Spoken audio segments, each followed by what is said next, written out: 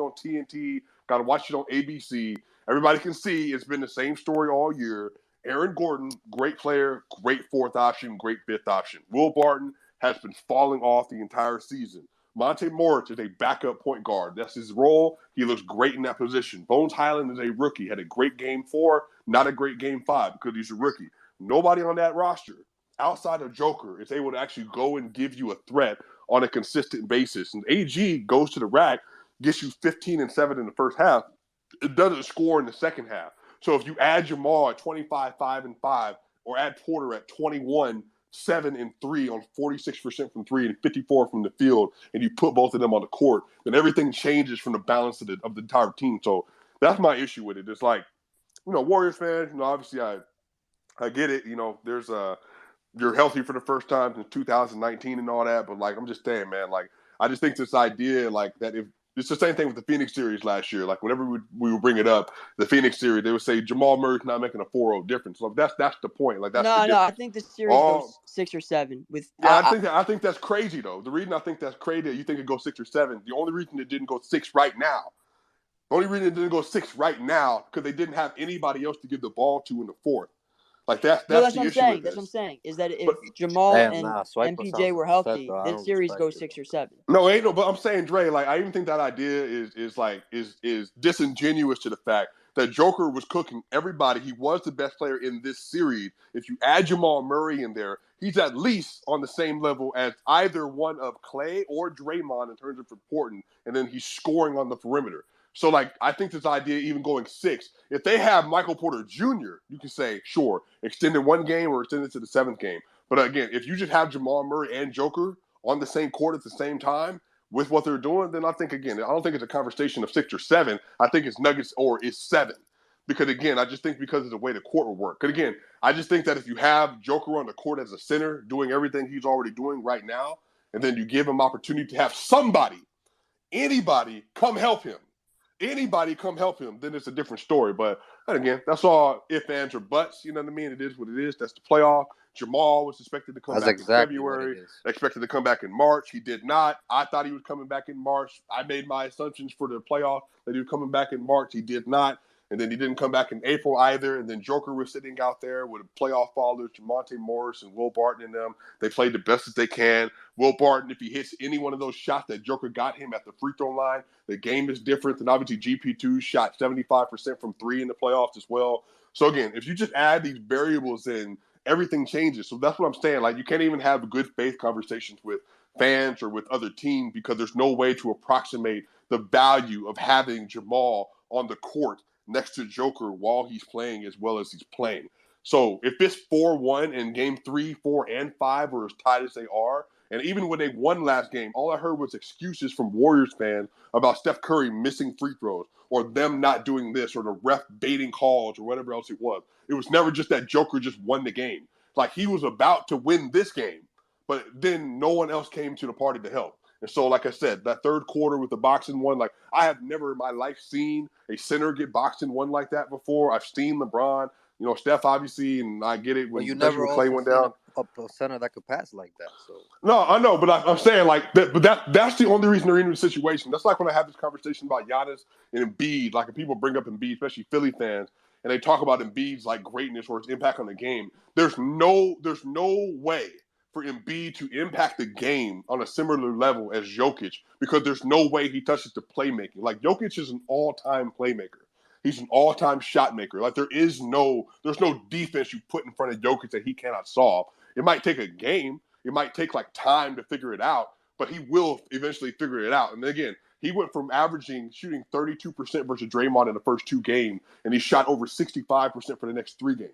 It's like once that switch flipped, it was over. And he was cooking everybody, Looney, Draymond, whoever else it was. The issue is that, and again, even defensively, they improved as the series went on. That's also what's disappointing. Mm-hmm. Like if they just have another player step up to the court, then they're figuring out how the Warriors move on offense. They're figuring out how they're switching. They're figuring out where they need to be on certain lanes and certain play calls, all this other stuff. But when you don't have another elite player out there and it's Joker and role players versus in a fully healthy roster without Andre Iguodala, basically, then again, it's not like it's not a fair approximation of like the value of a team. So I even think this idea that it would go six if Will Barton was an average level like shooting guard over the course of the playoffs. So I just think if you add an all-star level player next to Joker, whenever you get an all-time player next to another all-star, that team becomes almost unbeatable just because of the layout of the court and how it affects every single possession. So now this team, again, the Warriors ran pick and roll least amount of anybody in the NBA this season, but right behind them was the Nuggets. But the Nuggets historically have run pick and roll a lot because they rely on that Jamal Murray and Nikola Jokic pick and roll heavy. That's like 30% of their offense. And so they don't have any of that for the entire season. They don't have it for the playoffs either. So, again, it's just, that's why I think it was just frustrating. And obviously, Dre, like, I saw those tweets or whatever. I'm just like, well, I mean, the situation's completely different. I mean, if there's no Jamal, then that conversation is irrelevant because there's nothing like I can do about Jamal not feeling fully up to it because ACLs and NBA take a lot of time, a lot of different kind of time to recover from than the NFL. And like I said, like if any one of them, of the other players on the court, would have at least played at a starter level, like, again, if it wasn't just Joker and then the next best 5 players on the court were all Warriors and then one other player was in that top 5, then I think everything would look different. But that's how good Joker was. And so I know you all are saying that, but, like, again, I've watched basketball for so long. Like, I've never seen outside of, like, LeBron, like, somebody step on a court, even Giannis, what he did last year. Like, people just step on the court and literally every single possession is being controlled by one player to that degree. As the primary playmaker, as the ball handler, as the shooter, as the post player, as the high key player, as the offensive facilitator, like all of those things. So, yeah, I mean, it was a great series. I mean, like I said, I was hoping it was going to go further. I wish they would have closed out that game 3, Will Barton didn't shoot that 30. And that's what I mean. Like, that's like, even that stuff. It's like Will Barton took a 30-foot three-pointer when Yoke had Klay Thompson on him in the post, and he had 37 points. And he shot 14 to 22 in that game, and Will Barton shot a 30-foot three-pointer instead of just giving him the ball. Like, that's what he was playing with. Will Barton was a negative defender. He was a negative offensive player. And Jeff Green averaged 4 points a game over the course of that series and 2 rebounds. Then they were both starters, but they didn't have anybody else to go to. Like, that's all their roster had on it to depend on.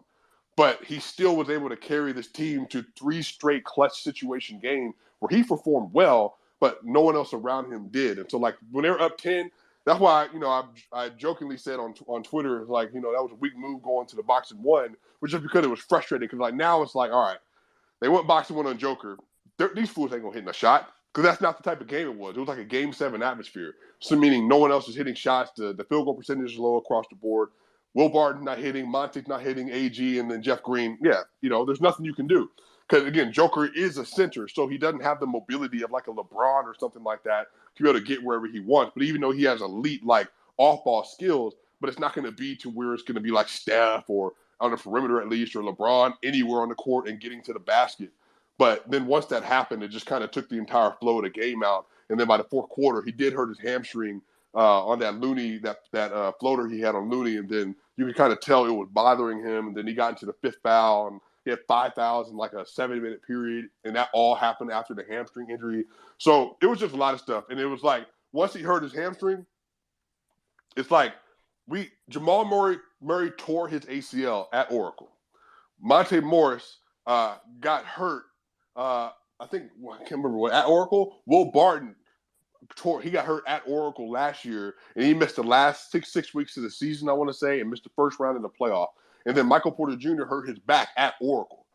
So, like, there's also, like, this thing, too, where Nuggets fans and people that are associated with Denver, they have lost their players. Like, they lost their 2 best players from injuries at Oracle. So, this is, like, also, like, it's not like a good vibes thing, and then all of a sudden, Nikola Jokic comes down with a hurt hamstring of all things, which is crazy because he's never had a hamstring issue before. Then all of a sudden he gets one, and then where he's already, I think by like with 8 minutes left in the third quarter, he had like 19, 18, and 7. And then they went to that boxing 1. And then it was just like, all right, bet, cool. Well, he's cooking. The Nuggets look like they can at least win, bring him back to Denver for a game 6. And then obviously, the hamstring, and then they went to boxing 1, then it was over from that. So I don't know. It's just one of those things. It's like, had the situation been different, I think the series would look different. You obviously hope that you can play against, I think the Warriors look like a finals team, but it's just one of those things where it's like, man, like if Joker just had one more person that could come to the party with them, then they could beat anyone because he's just that good.